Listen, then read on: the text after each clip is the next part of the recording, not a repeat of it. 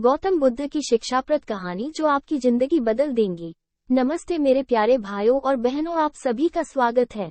दोस्तों, अगर आप इस कहानी को अंत तक पढ़ते हैं तो आप अभी से ही अपना समय बर्बाद करना बंद कर देंगे। दोस्तों, आज के इस गौतम बुद्ध की शिक्षाप्रद कहानी से आपको बहुत कुछ सीखने को मिलने वाला है, इसीलिए इस कहानी को अंत तक जरूर पढ़ें। दोस्तों, एक बार गौतम बुद्ध अपने भिक्षुओं के साथ एक वृक्ष के नीचे बैठ विश्राम कर रहे थे। उस वृक्ष की छांव में बुद्ध अपने भिक्षुओं की जिज्ञासा दूर कर रहे थे। बुद्ध के सभी भिक्षु एक एक करके उनसे प्रश्न पूछ रहे थे और गौतम बुद्ध उनके प्रश्नों के उत्तर दे रहे थे।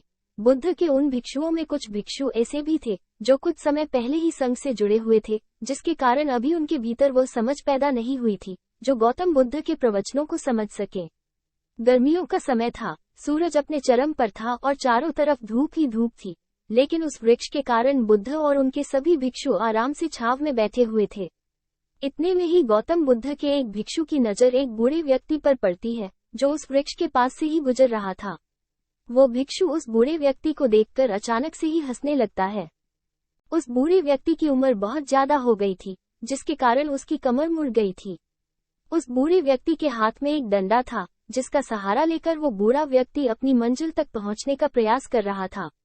उस बूढ़े व्यक्ति का शरीर केवल हड्डियों का ढांचा मात्र था।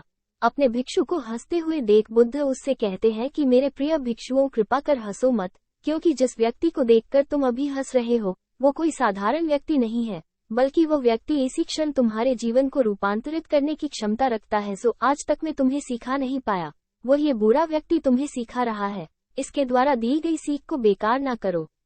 बुद्ध की ये बात सुनकर वो भिक्षु बुद्ध से कहता है कि मुझे क्षमा करे बुद्ध, पर मुझे ये समझ नहीं आ रहा है कि जो एक बूढ़ा व्यक्ति जो खुद अपने शरीर और अपनी बीमारियों से लाचार है, वो मुझे क्या सिखा सकता है। फिर बुद्ध उस भिक्षु से कहते हैं कि ये बूढ़ा व्यक्ति तुम्हें तुम्हारा भविष्य दिखा रहा है।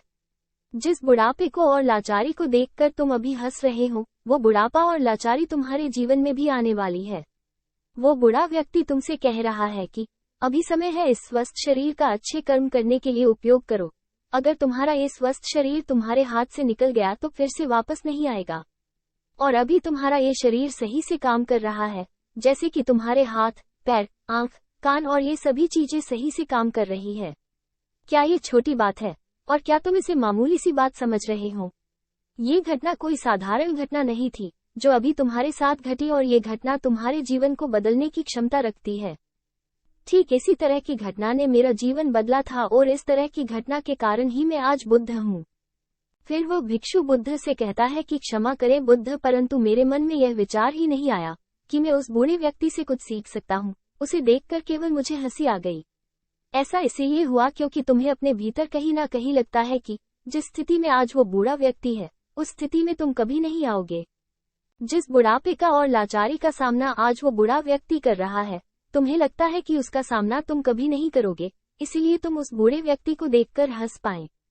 तुमने सच्चाई को नजरअंदाज कर दिया।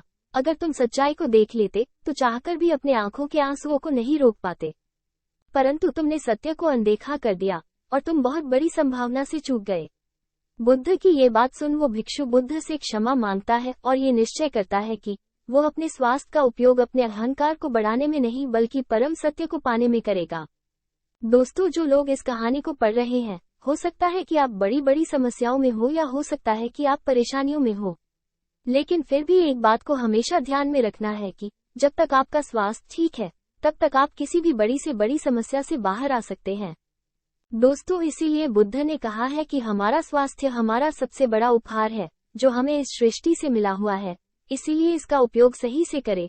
दोस्तों, आपको ये गौतम बुद्ध की शिक्षाप्रद कहानी कैसी लगी, कृपया हमें नीचे कमेंट बॉक्स में कमेंट करके जरूर बताएं। और आपको ये कहानी पसंद आई होगी तो अपने दोस्तों के साथ इसे अवश्य शेयर कीजिए, ताकि और लोगों को भी गौतम बुद्ध की शिक्षाप्रद कहानी पढ़ने को मिल सके। देखने के लिए धन्यवाद। कृपया मेरे चैनल को लाइक, शेयर और सब्सक्राइब करें।